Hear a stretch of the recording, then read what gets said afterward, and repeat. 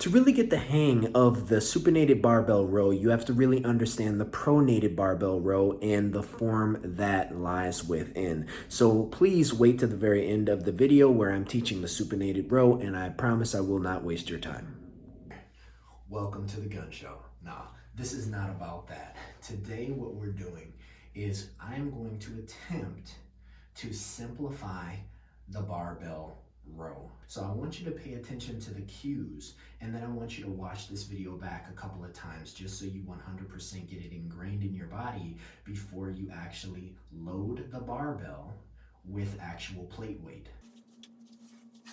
The first thing that you're going to understand about this movement is the bar, it never leaves the body. If it does, you're using too heavy a weight for your body right now, and you need to master simply keeping the bar on the body while driving under your belly button to really get the effectiveness of this movement. And if it's not effective, you're not going to work your back to the maximum potential of your natural ability. Feet are shoulder width distance. You're going to hinge at the hip, which simply means drive your butt back. From here, you're going to shoulders down and back, and you want to keep them that way. So not just back, but also down, okay? Because that flexes the lat. Now from here, if you can't feel the lat flexing, you have to work on your mind to muscle connection, because if you can't feel it here, you're not going to feel it in the pulling phase of the barbell row. So how do we do that? We're going to drive the bar into our body as hard as possible and drive the shoulders not just back, but also down. And I want you to hold that position until you really get the feeling in your lats. You're going to start to feel that your shoulder blades are really flexing hard, somewhere between the bottom of your shoulder blades and in between your shoulder blades. It's going to be lit up. Now, when you feel that, you don't want to lose that connection, and you want to further hip hinge down, keeping your chin tucked militantly. So the chin is back, not down. Now, when we get to the place where we can feel the hamstrings stretching, and we're not dropping our shoulders whatsoever, we're keeping the shoulders tightly down and back as we started, we're simply going to keep the bar on the body and pull this bar right under your belly button.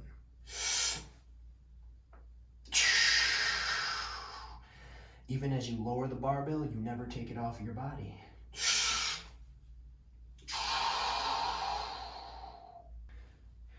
Now, what you're going to see in the gym is that because individuals are trying to use heavier weight than what they can really control their lat with, you're going to see that they start to shrug the weight up, okay?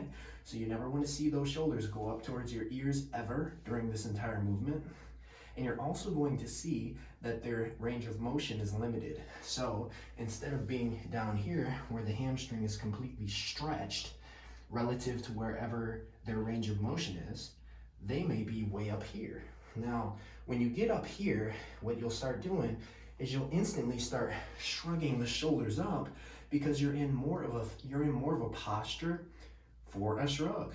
When you're down here, you have more of this horizontal line that you're pulling from.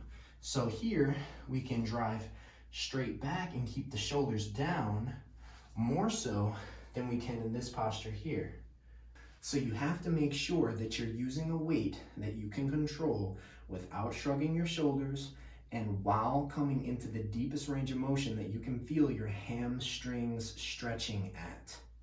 From there, all you're doing is just literally rowing the bar directly into your waist, right under the belly button, okay? So find your belly button, right under that is what you should be aiming at. Another way to think of it is you're aiming at the crease.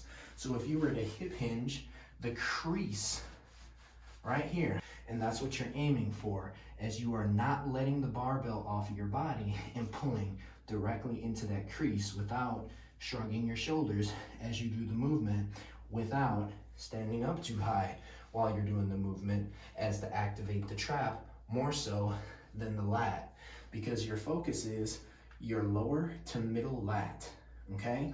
Although, because you're pulling something towards you, you're still going to get a little bit of upper back activation and a little bit of trap activation because they're all connected, okay? If you look at the anatomy, it's all connected. So the best thing that we can do to get the most out of the lats is keeping the shoulders back and down, keeping the bar pulled into the body as hard as humanly possible, okay? That's going to limit the trap activation. The next thing that's going to limit trap activation is keeping your chin pulled back. Anytime your chin is forward, you're activating your traps, okay? It's a function of the traps, simply driving the chin forward. So the chin has to be back, shoulders back, but also down, bar driven into the body. That's already going to activate the lats.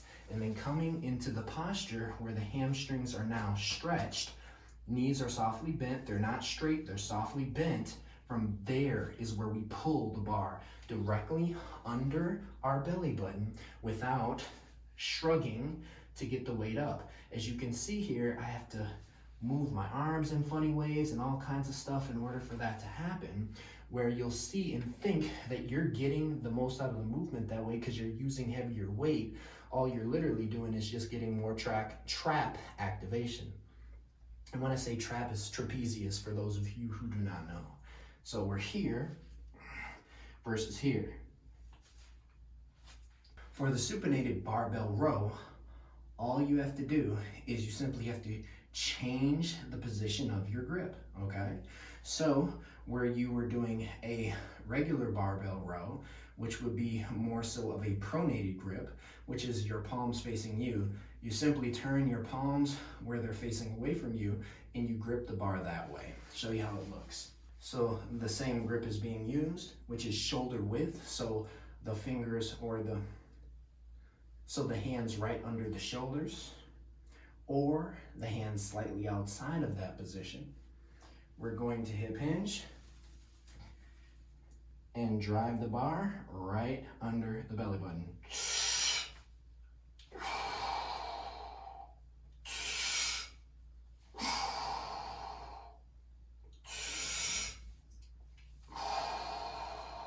Let's get strong.